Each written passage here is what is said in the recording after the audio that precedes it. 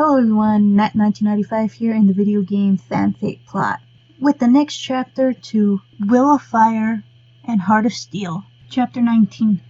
I do hope you enjoy this video, and remember, I do not own anything within this video, and I give full credit to its author, TheShatterpoint. You'll find this author on fanfiction.net. Chapter 19. In the end, Kakashi decided to concede. Just a little, mind you. Negotiation with the opposing forces was not something he did on a regular basis, not that Naruto really could be called an opposing force. But as the next day rolled in and Kakashi too started to realize the boredom that had oozed into their life in the last few days, boredom entangled with anticipation and a dash of anxiety. It was not a pleasant combination. For now they had nothing else to do except to wait a bit more, until Kakashi's reserves would be as big as they would get. And then there was Naruto, of course, glaring at him at all hours. It did not help. So Kakashi finally decided that maybe they could meet in the middle somewhere and compromise a little. He offered that olive branch to Naruto. Naruto had argued that his solution was not really a compromise enough, and more like a sad excuse of a stick with thorns than a leaf branch, to which Kakashi had replied by saying that if Naruto really wanted to see this New York thing he would take what he was given. And even if the Jounin could see the teen was not fully happy with the situation, the boy still sent him a blinding smile and ran to the main hall of the base, hollering the good news to his friends. Kakashi had just shaken his head and sauntered away. The Autobots had had no problems with his idea and Ratchet had agreed to send them into some forgotten subway tunnel, whatever that was, first, and they could surface in peace from there. This would be for the best. Kakashi had, though, as he had watched Naruto and Miko prattle a mile a minute, Jack and Raphael forced to stand and stare in confusion as their interpreter was too excited to pause and carry on the message. They could spend the last day here by actually doing something. Naruto would be at least a bit happier, and well, maybe Kakashi too was a little intrigued to see a proper big city here, though he would have liked to see other places too, and not just in this country, but with a limited time span what could he do?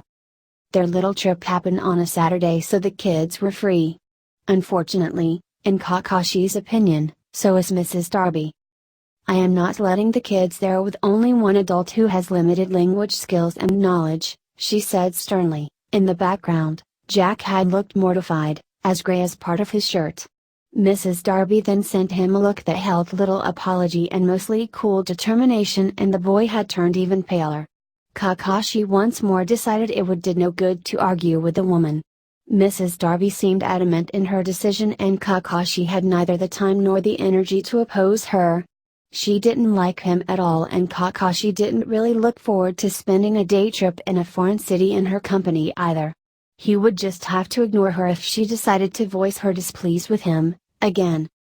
RC too didn't take no for an answer when she announced she would be coming with them.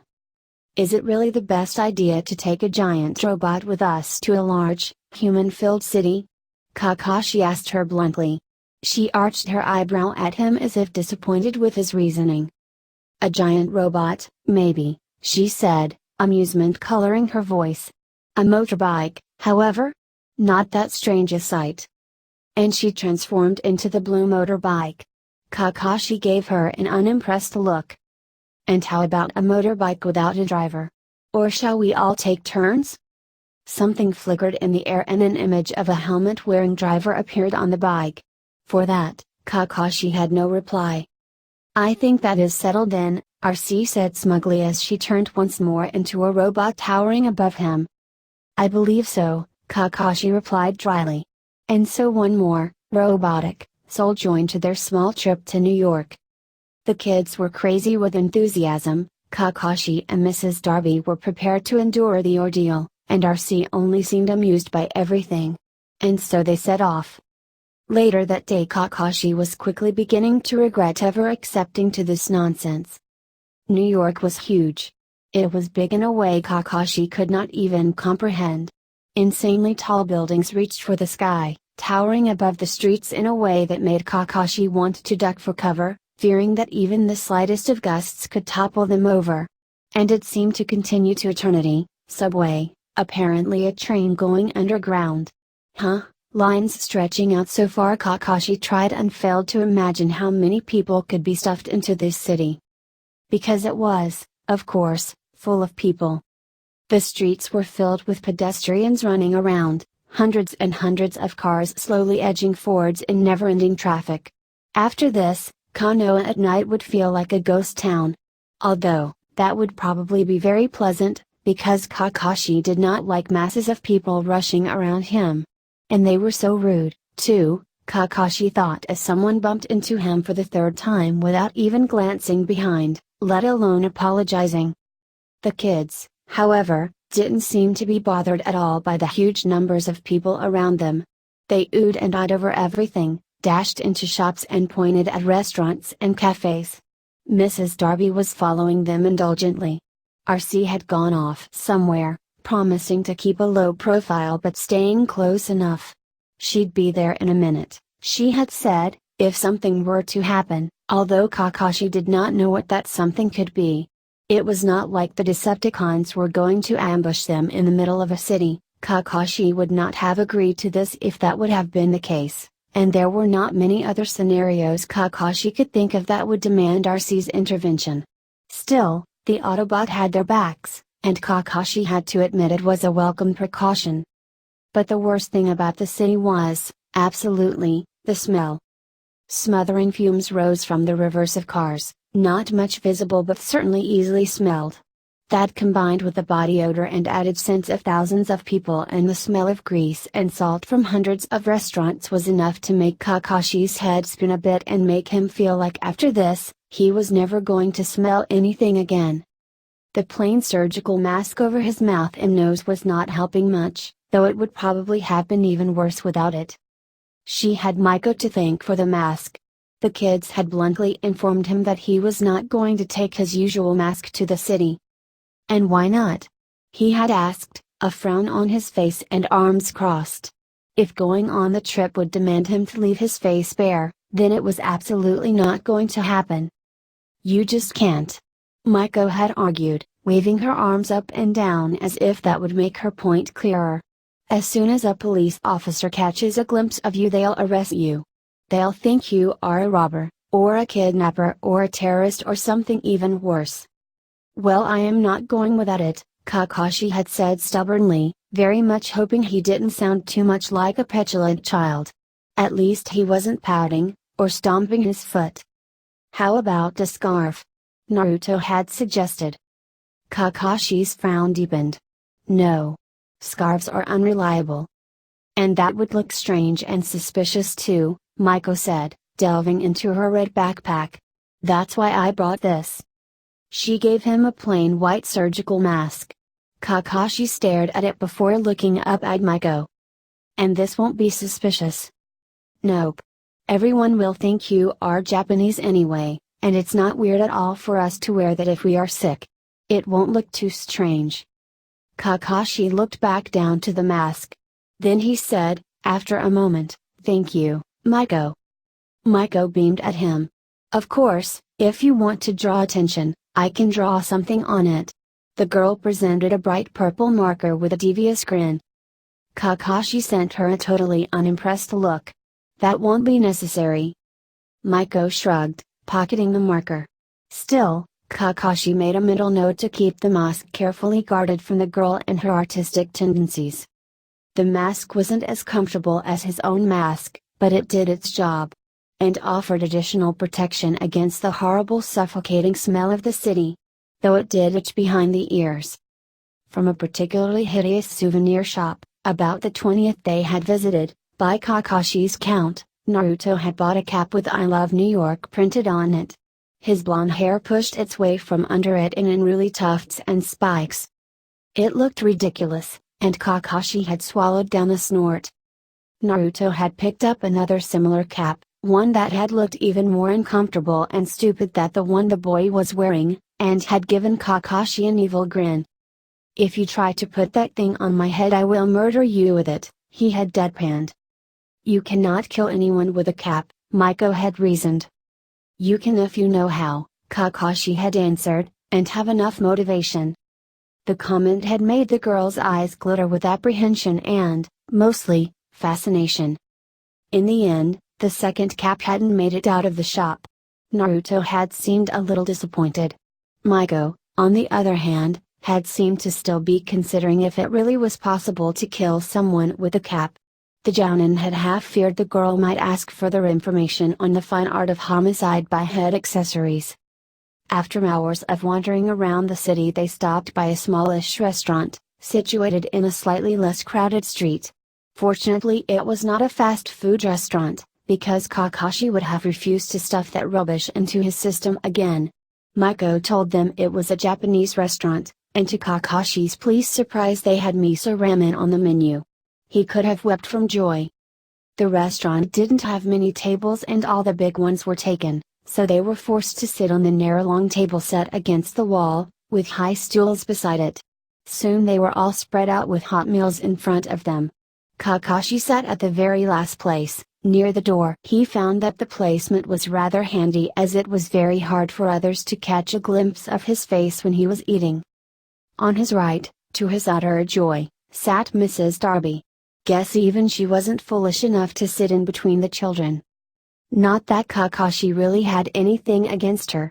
No, it was more that she didn't like him very much, and even though Kakashi was well used to dealing with people who didn't like him, it was never a pleasant ordeal. Although this way, at least, he got a bit of space between himself and the teenagers. They could be tiring when there were many of them. Kakashi had a theory that their mental age dropped when they were put in large groups. Much more loud conversations and laughter at strange things occurred. And these kids didn't all even speak the same language. He turned his attention to the steaming hot ramen in front of him. It smelled heavenly. Kakashi was rather sure it would not be as they made it back home, but it would have to do. Anything was better than hamburgers and fries and that hard black acid-like liquid. So, Mrs. Darby started. Kakashi stifled the urge to roll his eye heavenwards. "How do you find New York so far?" she asked with forced politeness. Kakashi carefully glanced at her from the corner of his eye, but Mrs. Darby was not looking at him, but was concentrating on using the chopsticks on her rice dish. Quickly, he lowered the mask for a moment and took a few bites of his own meal. "It is very crowded," he replied smoothly. "And smells." He saw her look at him in surprise. "Smells?" "Yes." He tapped a finger at his nose. "Better sense of smell than most people." "Ah. I understand." They fell into silence. On the other end of the table, it sounded like Naruto and Maiko were trying to teach Jack to eat with chopsticks. How could someone not know how to do that? Beside him, though, Mrs. Darby was having similar problems. "I take it you are leaving soon," she said. "We are. Tomorrow." "I see." Another silence fell, even tenser than before. A boisterous laughter erupted from the other end of the table. Kakashi tried to tune everything out and concentrate on enjoying his meal. "I wish you a safe journey then," Mrs. Darby stated in a clipped tone. Her voice turned outright chilly as she continued, "Though I still won't accept the dangers you allow your student to face." Kakashi refused to look at her directly, though he still saw from the corner of his eye that she kept her eyes on her meal. Kakashi wondered if she was allowing him to eat without the fear of someone catching a glimpse of his face, or if she just didn't want to face him properly. The latter did not really fit her personality, so Kakashi, surprised, deducted it was the former. "Your opinion is noted," he said blankly. "I know it probably won't matter to you at all," she said, "but I will not allow myself to be silent about this." Kakashi saw her starting to turn, and immediately replaced the mask and put down his chopsticks. He turned his head minutely so he could see her face better. He made sure he could still hear the kids chattering on. He did not like being eavesdropped. Mrs. Darby's eyes were determined, not hostile but not covering anything up.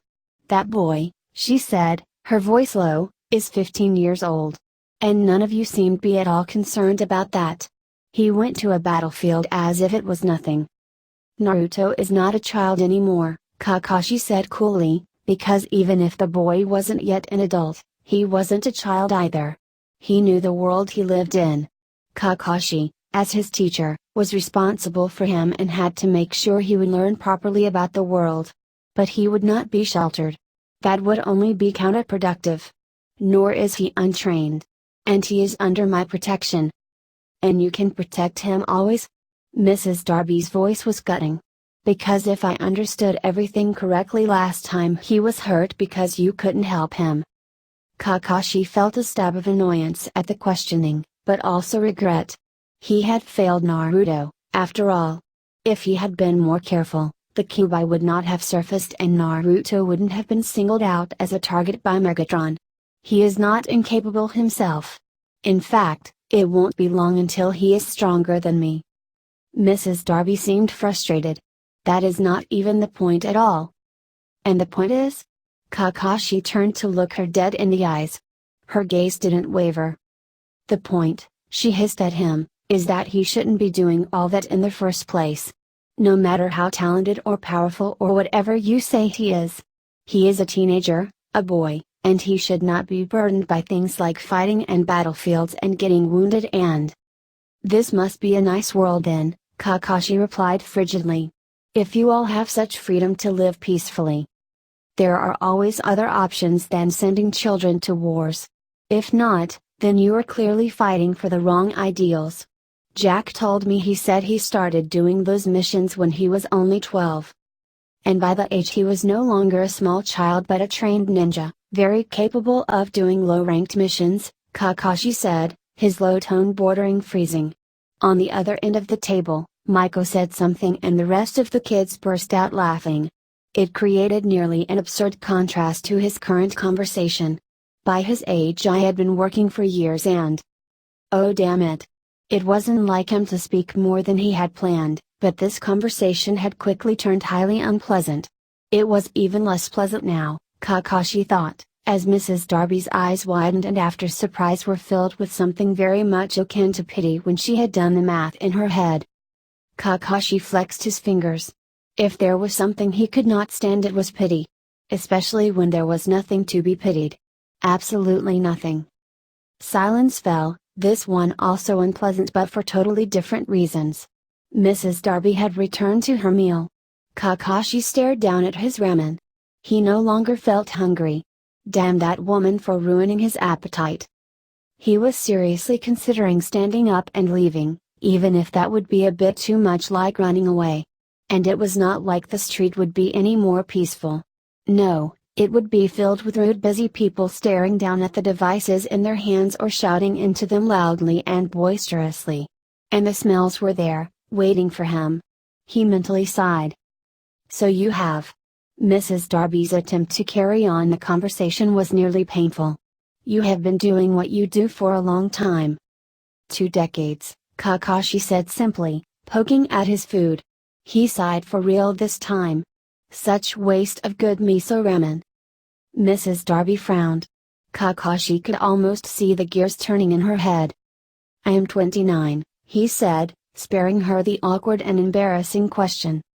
Oh, she said, clearly surprised. I thought you were older. It's the hair, Kakashi said simply. Mrs. Darby snorted at that, and the sound could have even been regarded as faintly amused. Mostly, it's the mask. It is hard to see the age when you cannot see the person's face. For all I knew you could have been hiding the wrinkles with it. To his surprise, Kakashi snorted in slight amusement. The conversation ended at that, and maybe that was a good thing so no other uncomfortable topics could be brought up, accidentally or on purpose. This talk had not ended as badly as it for a moment had seemed to be ending. However, Kakashi could feel the change in the woman's attitude right away, and he gloomily sensed when she was starting to regard her as a poor man brainwashed to be a child soldier since infancy instead of a cold-blooded bastard who couldn't care less about his student. Frankly, Kakashi would have preferred the latter. Disdain would always be better than pity. The rest of their small trip, luckily, did not contain more tense and awkward conversations. The streets were still overflowing with people, but Kakashi accepted his fate and wandered after the kids and Mrs. Darby, observing the fellow pedestrians as he went. Mrs. Darby barely looked at him, but Kakashi still felt her changed attitude leave her in waves. It made him antsy, making his fingers twitch with a suppressed need to stop her and demand that everything went back to the way it used to be. Not that it mattered what she thought of him, he thought, frowning. But still. His attention shifted to the kids. They had found a bakery store and were all glued to the window, pointing at various pastries with enthusiasm. Mrs. Darby stopped beside them and told them they couldn't possibly eat any more, after all they had just barely stepped out from the restaurant, to which Jack replied something about the importance of a proper dessert. Mrs. Darby rolled her eyes but smiled in quiet amusement, and the group of teens ended up trooping in, Jack holding a bill he had received from his mother. Kakashi remained on the street, deciding not to add to the crowd in the tiny store. Raph was already getting squished by the others. He watched the kids through the shop window, his lips quirking slightly behind the surgical mask as they tried to make up their minds about the sweets. Naruto seemed to be pointing different pastries and asking about them, Maiko translating his words to the shopkeeper. Raphael and Jack studied a larger basket with swirly bread-like snacks. There was a strange feeling unfurling somewhere around his chest, a tugging, twisting sensation which origin he failed to name. The Jounin frowned. Inside the shop, Naruto apparently said something all the others could understand, because a boisterous roar of laughter could be heard all the way to the street. The sensation intensified. Kakashi felt a sudden memory surfacing. There was a group of children sitting on a bench on the edge of the street. They held bags of candies in their hands, laughing and talking as they ate. Kakashi stared at them with confusion. "Why aren't they training?" he asked, eyes still on the two girls and the boy. One of the girls threw a candy at the boy, and he started chasing his friend around the street while she cackled manically. He knew they were ninjas, he had seen them in the academy, all a few years older than him. Then again, almost all children in the academy were older than him. "Not everyone trains as much as we do, Kashi," his father said absently, taking long strides that forced Kakashi to walk just a bit faster to keep up. Kakashi frowned. The children were ninjas, how could they not train? He couldn't really imagine what the other kids did when they weren't at school or training. Apparently absolutely nothing, he thought with disdain as he watched the boy continue chase the girl around the street while their friend laughed at them, nearly doubled over. He turned away from them, facing forwards as he hurried to catch up with his father. The laughter slowly faded as the distance grew. Kakashi blinked to dispel the memory, and he was once more here in New York, and not in the streets of Konoha some 20 years ago. He frowned, watching as the kids received a huge paper bag filled with pastries, laughing as they stepped out from the bakery. He felt Mrs. Darby's eyes bore into the back of his head, his neck almost smoking by the intensity of her stare. Damn that woman and her two sharp eyes. Fortunately, their little trip was coming to its end. The strange feeling inside his chest had yet to disappear, and Kakashi didn't want to give it any chance to grow even more. He just needed to get out of this place, back to the quiet base and back to business. After the great bakery visit, they slowly started to make their way to where Ratchet could safely activate the ground bridge and bring them back without anyone being any wiser. When they finally made it to the deserted old subway tunnel, they found Arcee there waiting for them. Kakashi had no idea how she had sneaked around while they had been in the city playing tourists. "Ready to return?" she asked, stepping away from the wall she had been leaning against. Her eyes swept over them and stopped at Naruto. "Nice hat." "Yes, we're ready," Kakashi said, ignoring Naruto's yell of "Hey! It's a cool hat." A moment later they were stepping out of the green vortex and back into the secret Autobot base. "Well," Ratchet inquired as the green glow died out behind them, "how did it go?" "It was great," Naruto shouted. "Too bad we couldn't stay longer. I bet there were loads of things we missed." "At least you already got your tourist look right," Ratchet said, his eyes amused as he regarded Naruto's I Heart New York cap. "Kakashi-sensei was a bore and didn't want one," Naruto complained. "I just have retained a sense of style, Naruto." "So everything went well?" Ratchet asked. Arcee nodded. "I kept an eye on them. It was all peaceful." Maiko snorted. of course. It was a holiday after all. Then the girl smirked and let out a loud guffaw. Expect when Kakashi nearly made Abirusa cry. The Jounin scowled, recalling the cafe they had visited in the morning. She was behaving suspiciously. There was no reason for her to know my name. It was Starbucks. You're supposed to give them your name. I'd still say it was suspicious, he tried to argue, but it was all in vain. Everyone, especially the kids, seemed to find this all very entertaining and not at all like Kakashi had been alert and made a sensible decision. Which he had done. Since it had been a crowded cafe, a total stranger and dash. Kakashi rolled his eyes. Absolutely no respect for the elders these days anymore. Running around New York City had left them all exhausted, so it wasn't long until Bulkhead took Mrs. Darby, Jack, Raphael and Maiko all home. Naruto too was yawning, though the boy insisted he was fine. We will be jumping to another dimension again tomorrow, Kakashi said dryly. It would probably be a good idea to rest properly before it. Naruto sighed dramatically but agreed, trotting away to their room.